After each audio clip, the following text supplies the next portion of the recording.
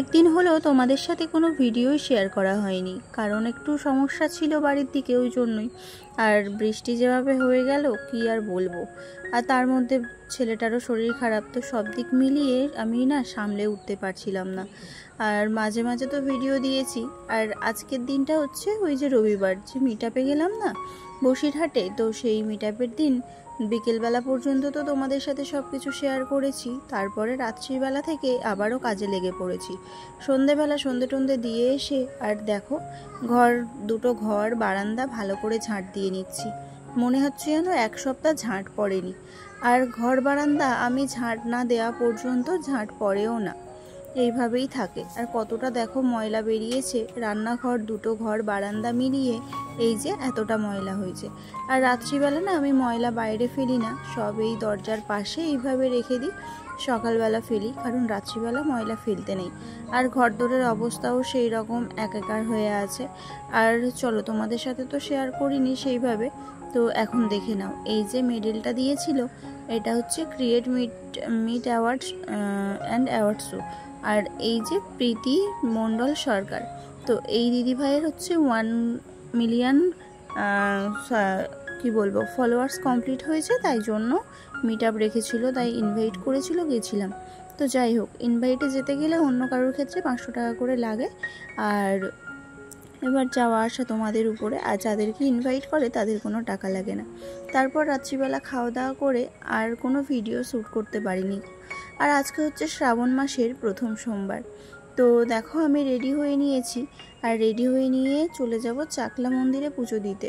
কোনো বছর না চাকলা মন্দিরে সোমবারে যাইনি, আর এই প্রথম যাব, কেননা তোমাদের দাদা ভাই তো এই বাড়িতে আছে, এই বছর প্রথম। ওই জন্যই বললাম যে চলো তাহলে শ্রাবণ মাসের প্রথম সোমবারে চলে যাই চাকলা মন্দিরে একটু পুজো দিতে।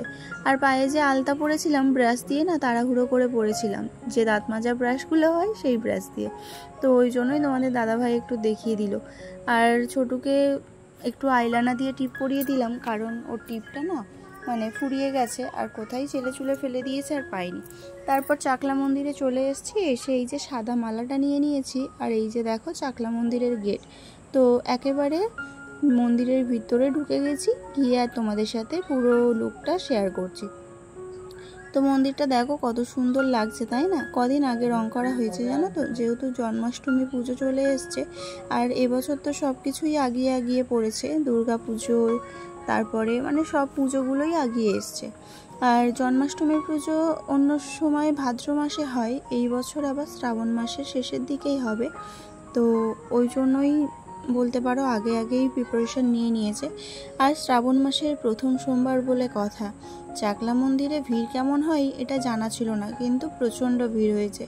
আমরা সামনের দিয়ে পুজো টুজো করে নিয়েছি, মানে এই প্রসাদগুলো দিয়ে আলাদাভাবে পুজো করিয়ে নেওয়া যায়, কিন্তু সকাল থেকে জল পর্যন্ত খাইনি, উপোস করে আছি, তাই জন্য ভাবলাম যে চাকলায় গিয়ে জলটা অন্তত ঢালবো। ঘরে বাবা ছিল, মানে শিব ঠাকুর দুটো ছিল, তো শিব ঠাকুরের স্নান টান করিয়ে আর ওই যে পিছনে গিয়ে, মানে যে মন্দিরে পুজো হয় ওই মন্দিরের পিছনেই জল ঢালার মানে বাবার বেদি আছে, তো সেখানে গিয়ে লাইন দিয়ে দিয়ে জলটা ঢাললাম। তারপরে এসে এই যে বাইরে এইখানটায় একটু ধূপ আর বাতি দিয়ে নিলাম। আর তারপরে এই যে বাইরে দাঁড়িয়ে দাঁড়িয়েই কিন্তু আমরা অঞ্জলি দিয়েছি।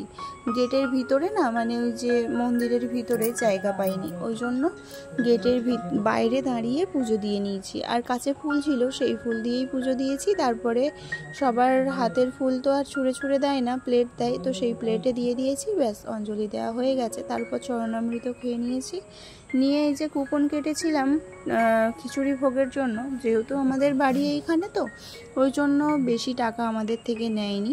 আর আমরা দুজন এসছি, আমাদের ফ্রিতেই খাওয়া হয়ে যায়।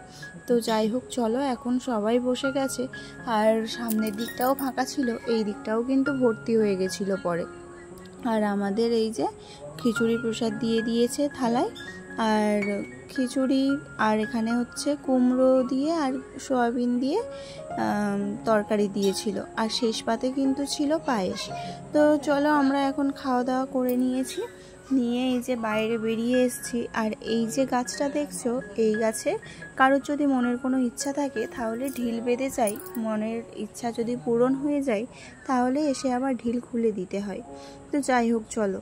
এইখানে যে এত দোকান দেখতে পাচ্ছ, এই দোকানগুলো কিন্তু প্রত্যেক দিনই বসে, মানে সে সোম থেকে রবি প্রত্যেক দিন বসে।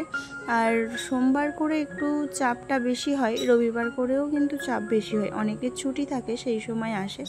আর ঘরের ধারে বলে না, ঘরের ধারে জিনিসের কোনো মূল্য হয় না। তো আমাদের হয়েছে তাই, আমরা ঘরের ধারেই থাকি কিন্তু চাকলা মন্দিরে সেইভাবে আসা হয় না। তো আজকেরে ওকে বলতে দেখলাম এক কথায় রাজি হয়ে গেল। তাই অয়ন পড়তে গেছিলো, স্কুলে গেছিলো, তাই ওকে স্কুলে দিয়েই আমরা সকাল সকাল বেরিয়ে এসেছিলাম। এসে 12টার পুজো ধরেছি। আর এখানে 3 টাইম পুজো হয়, সকাল 7টা থেকে 8টার মধ্যে একটা হয়, দুপুর 12টা 12:30টার মধ্যে একটা হয়, আর বিকাল 4টে না 3টে এরকম সময় একটা হয়। তো যাই হোক, চলো। এখানে কতগুলো দোকান তোমাদেরকে দেখিয়ে তো দিলাম। আর এবারে চলে এসেছি এই যে মাঠের মধ্যে। আর এখানে এসে একটু রিলস বানালাম, একটু বসেছিলাম। আর ছোটো তো একটু খেলা টেলা করছিল। আর পুরো মন্দিরটা এই যে একবার ভালো করে দেখে নাও। তো এই পর্যন্ত ব্লগটা তোমাদের কেমন লাগলো অবশ্যই কিন্তু কমেন্টে জানাবে। আর যদি ভালো লাগে তাহলে কিন্তু অবশ্যই আমার চ্যানেলটাকে সাবস্ক্রাইব করে আমার পাশে থেকো। আর তোমাদের কমেন্ট পেলে আমার ভিডিও করার উৎসাহ আরও বাড়বে। তো বেশি বেশি করে কমেন্ট করো। আর এরকম ভিডিও দেখতে চাইলে অবশ্যই কিন্তু বলো।